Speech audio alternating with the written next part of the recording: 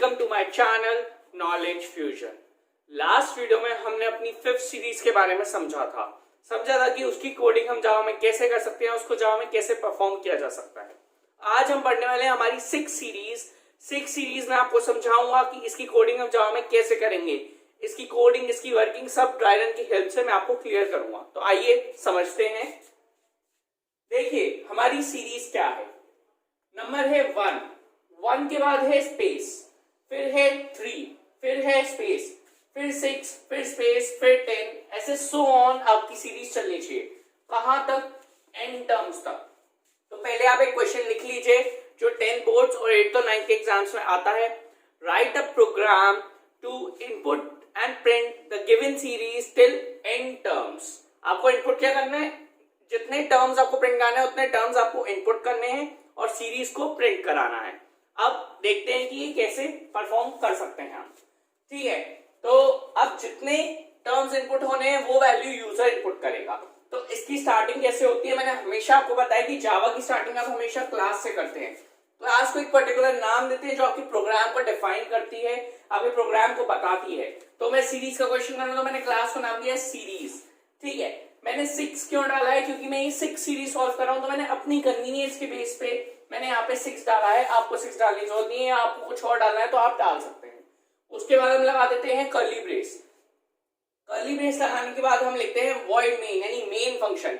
Main function क्या करता है? आपके पूरे प्रोग्राम की प्रोसेसिंग में आपकी हेल्प करता है। सारे प्रोग्राम की प्रोसेसिंग मेन फंक्शन की हेल्प से होती है।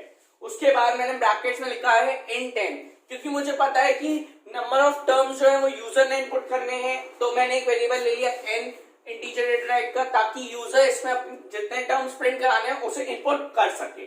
उसके बाद मैंने लगा दिया कर्ली ब्रेस। यहां तक हमारा स्टेप 1 जो सिंटेक्स पार्ट है वो पूरा कंप्लीट हो चुका है। अब बारी आती है स्टेप 2 की। स्टेप 2 में हमें वो वेरिएबल्स लेने होते हैं जो हमारे प्रोग्राम को सॉल्व करने में हमारी हेल्प करे।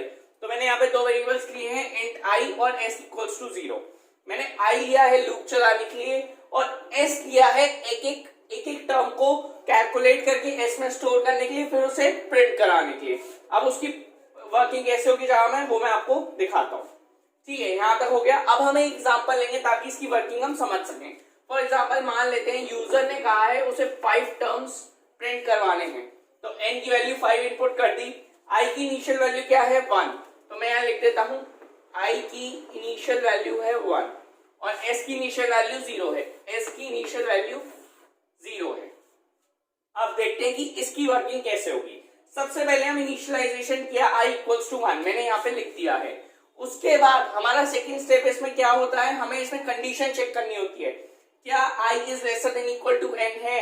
क्या 1 is lesser than equals to 5 है? क्या 1 5 से छोटा है? कंडीशन ट्रू है। कंडीशन ट्रू है तो आप लूप के अंदर आ जाएंगे। ये फॉर का लूप है जिसमें वैल्यूज कैलकुलेट होकर s में स्टोर हो रही हैं और प्रिंट हो रही हैं।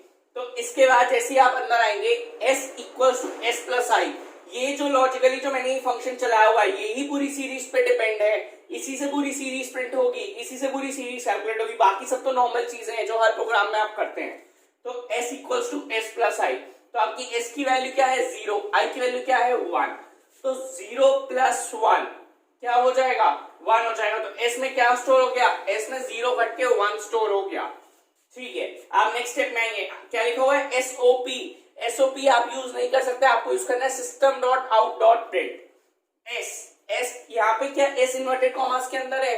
नहीं, s इन्वर्टेड कॉमास के अंदर नहीं है। इसका मतलब क्या है कि आपको s की वैल्यू प्रिंट करानी है। अगर ये इन्वर्टेड कॉमास में होता तो डायरेक्टली s प्रिंट हो जाता। अगर ये इन्वर्टेड कॉमास में नहीं है तो s की वैल्यू प्रिंट होगी। s की वैल्यू क्या है? 1 है। तो ये मैं बता दे रहा हूँ। यहाँ पे जैसे मान लीजिए ये 1 प्रिंट हो गया।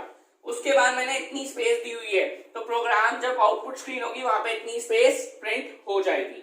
यहां से आप ऊपर जाएंगे वापस यहाँ पे, इधर हमारा स्टेप 1 स्टेप 2 उसमें कंप्लीट हो गया था। अब इसके स्टेप 3 पे आ जाते हैं।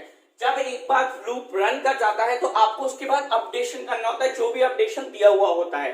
ये दिया हुआ है i प्लस प्लस, तो इसका मतलब क्या है? i की वैल्यू 1 से इंक्रीज हो जाएगी। तो 1 से क्या हो गई? i की वैल्यू 2 हो गई। अब यहां से आप वापस कंडीशन चेकिंग पे आएंगे, चेक करेंगे क्या 2 is lesser than equals to 5, क्या 2 5 से छोटा है? कंडीशन बिल्कुल ट्रू है। हम लूप के अंदर आ गए वापस। s is equals to s plus I. इस बार आपकी s की वैल्यू क्या है 1, i की वैल्यू क्या है 2, तो 1 प्लस 2 कितना हो गया 3। तो s में क्या स्टोर हो जाएगा, s में 3 स्टोर हो जाएगा। s में 3 स्टोर हो गया। आप वापस नीचे आएंगे SOPS। अब यहां तक आपका हो गया था 1 और स्पेस आपने प्रिंट करा दिया था, या आपने प्रिंट करा दिया 3 साथ में इतना स्पेस, ठीक है। यहां से आप वापस ऊपर जाएंगे, फिर से अपडेशन करेंगे i प्लस प्लस, तो i की वैल्यू 1 से इंक्रीज हो जाएगी, तो 2 से इस बार i की वैल्यू क्या हो गई 3 हो गई। अब आप वापस इधर आएंगे, चेक करेंगे क्या 3 is lesser than equals to 5, क्या 3 5 से छोटा है। कंडीशन बिल्कुल ट्रू है। आप एक स्टेप और नीचे आएंगे, वापस से लूप के अंदर आएंगे, s is equals to s plus I. आपकी s की वैल्यू क्या है 3, i की वैल्यू क्या है 3, तो 3 प्लस 3 कितना हो गया 6 हो गया। तो आपका s में 3 कट के इस बार क्या स्टोर हो गया 6 स्टोर हो गया। जैसे ही 6 स्टोर होगा आप नेक्स्ट स्टेप में आएंगे SOPS। अब आपने 1 प्लस 3 प्लस 1 और स्पेस फिर 3 और स्पेस इतना प्रिंट करा दिया था। अब आपको s प्रिंट करना है, s की वैल्यू है 6, तो ये ऐसे हमारा 6 प्रिंट हो जाएगा और इसके बाद इतनी ही स्पेस प्रिंट हो जाएगी, ठीक है। अब हम वापस ऊपर जाएंगे i प्लस प्लस, तो i की वैल्यू क्या हो गई, i की वैल्यू हो गई 4, ये मैंने लिख दिया 4। अपडेट हुई i की वैल्यू, अपडेशन होता है, उसके बाद वापस हमारे कंडीशन चेकिंग पे। अब हमने क्या चेक किया, क्या 4 is lesser than equals to 5 है, क्या 4 5 से छोटा है। कंडीशन अभी भी ट्रू है। हम वापस लूप के अंदर आएंगे, s is equals to s plus I. आपकी s की वैल्यू क्या है 4, i की वैल्यू क्या है, s की वैल्यू है 6, i की वैल्यू है 4, 6 प्लस 4 कितना हो गया 10, तो ये s की वैल्यू 6 कट के इस बार s में 10 स्टोर हो जाएगा। जैसे ही 10 स्टोर होगा आप नेक्स्ट स्टेप पे आएंगे SOPS। आप यहां तक प्रिंट करा चुके हैं, इसके आगे क्या है, फिर से s आपको प्रिंट करना है। s की वैल्यू क्या है 10, तो ये आपने 10 प्रिंट कराया, साथ में इतनी स्पेस प्रिंट करनी है, इतनी स्पेस प्रिंट करा दी। अब आप ऊपर जाएंगे, फिर से अपडेट करेंगे i प्लस प्लस, i की वैल्यू 4 करके क्या हो जाएगी 5 हो जाएगी। अब यहां से अपडेशन के बाद वापस कंडीशन पे आएंगे, चेक करेंगे क्या 5 is lesser than equals to 5, क्या 5 5 से छोटा है। कंडीशन हो गई फॉल्स, पर क्या 5 5 के इक्वल है, कंडीशन हो गई ट्रू। देखिए दोनों में से एक भी चीज ट्रू हो तो ट्रू माना जाता है, तो अब अभी भी ट्रू है कंडीशन। हम नेक्स्ट स्टेप में आएंगे s equals to s plus I.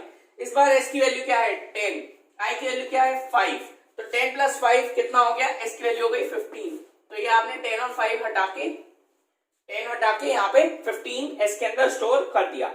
Next step में आए, आपने देखा फिर से वही SOPS। अब आपको s प्रिंट कराना है, इतनी स्पेस आपने पहले से छोड़ी हुई है, आपकी s की वैल्यू क्या है 15, तो यहाँ पे 15 प्रिंट हुआ, साथ में स्पेस प्रिंट होनी है, तो इतनी स्पेस प्रिंट हो गई। अब जैसे ही आप ऊपर जाएंगे i प्लस प्लस अपडेशन करेंगे, तो 5 की जगह हो जाएगा 6। जैसे ही 6 होगा और कंडीशन चेक होगी, क्या 6 is lesser than equals to n, क्या कंडीशन ट्रू है, क्या 6 5 से छोटा है या 6 5 के इक्वल है, नहीं, आपकी कंडीशन हो गई फॉल्स। आप सीधा लूप के बाहर आ गए, ये आप सीधा लूप के बाहर आ गए। लूप के बाहर आके आपने देखा आपको क्वेश्चन यही कंप्लीट हो गया। आपको 5 टर्म्स प्रिंट आए थे, देखिए सीरीज के हिसाब से आपके 5 टर्म्स लाइन के अकॉर्डिंग प्रिंट हो गए हैं। अब यहाँ पे एक बहुत इंपॉर्टेंट बात आती है, लास्ट वीडियो में कुछ बच्चों ने डाउट पूछा था कि कुछ बच्चों के मैसेजेस आए थे कि सर अगर हमें स्पेस के अलावा अगर यहाँ पे कॉमा प्रिंट करना है तो हम क्या करेंगे, तो उसका आंसर मैं इस वीडियो में दे रहा हूं। फॉर एग्जाम्पल मान लीजिए कि अगर आपको कॉमा प्रिंट करना है तो आप क्या करोगे, ये हम रफ कर देते हैं, ठीक है। अब अगर मेरे को कॉमा प्रिंट करना है तो मैं ये लिख दूंगा, इससे क्या प्रिंट हो जाएगा s प्लस कॉमा, ठीक है। इससे कैसे प्रिंट होगा मैं आपको वो भी दिखा देता हूं। एक एक करके टर्म्स प्रिंट होंगे, जैसे अभी मैंने प्रिंट करके बताए 1, फिर ये साथ में कॉमा प्रिंट होगा, फिर जब s की वैल्यू होगी 3 तो 3 फिर कॉमा प्रिंट होगा, फिर s की वैल्यू होगी 6 तो 6, ये 6 फिर कॉमा प्रिंट होगा, फिर 10 फिर कॉमा प्रिंट होगा, और फिर 15 एंड सो ऑन, जहां तक आप प्रिंट करना चाहें वहां तक आप प्रिंट कर सकते हैं। तो कॉमा हो स्पेस हो या आपको किसी भी टर्म के बाद कुछ भी प्रिंट करना हो वो आप इन्वर्टेड कॉमास में लिख सकते हैं, प्रिंट हो जाएगा।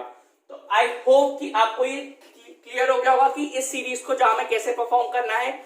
अगर ये वीडियो पसंद आई हो तो उसको लाइक करें, शेयर करें और सब्सक्राइब करना ना भूलें। और एक इंपॉर्टेंट बात, अगर आपको कोई भी कैसा भी डाउट है या कोई भी क्वेरी है तो आप मुझे कांटेक्ट कर सकते हैं। मेरी मेल आईडी, मेरा कांटेक्ट नंबर और मेरी इंस्टाग्राम आईडी डिस्क्रिप्शन बॉक्स में अवेलेबल है। आप चाहे तो मुझे डीएम भी कर सकते हैं। Have a good day.